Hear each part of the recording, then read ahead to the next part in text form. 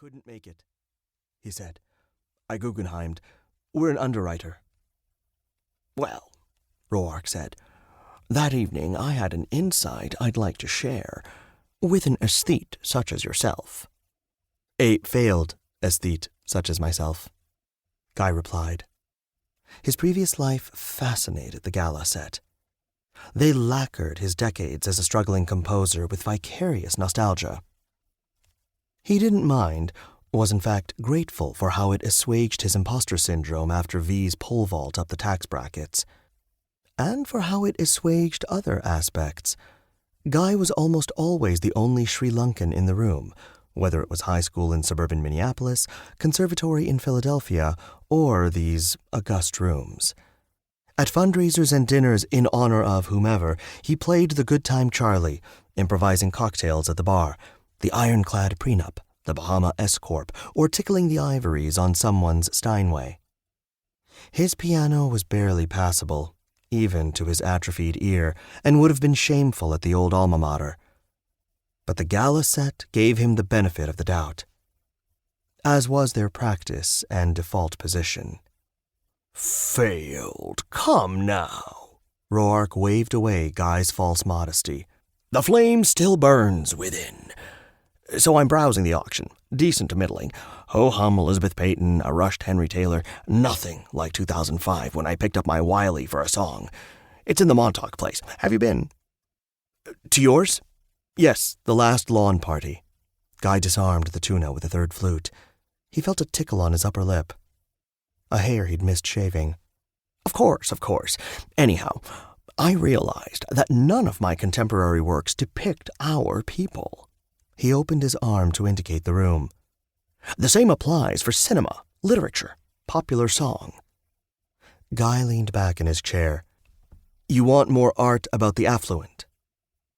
From this angle, the long-stemmed calla lilies in the centerpiece appeared an extension of Roark's much-envied white pomp, amplifying the import of his speech and, when the uplights hit just so, giving the impression of a light bulb over his head.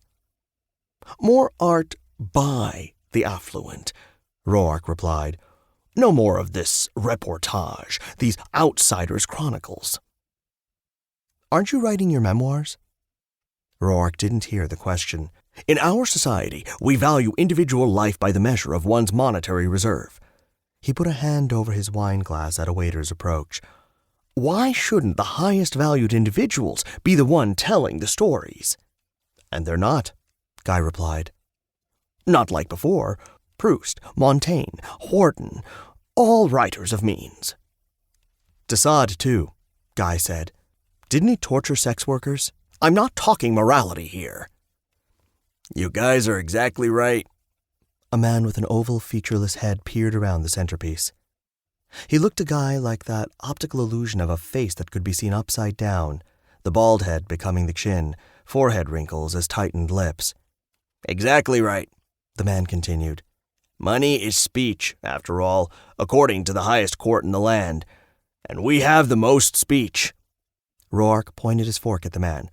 "Mind your manners, Saul. This is a private conversation." Guy was vaguely familiar. A hedge fundee who'd long grown accustomed to speaking without pushback or request for clarification, and so felt comfortable with specious bullshit like, "I'm socially liberal but fiscally conservative."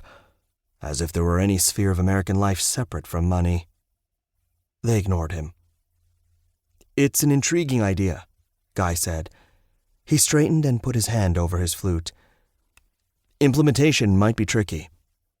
"I thought of that.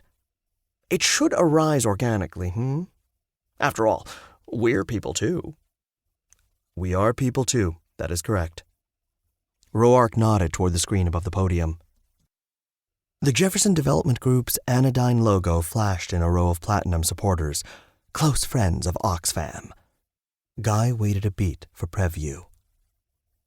He could look up how much V's advisory group recommended she donate, but he decided he didn't care and it didn't matter in the end. A 6-figure fillip out of a 10-figure purse. Ah, there it was.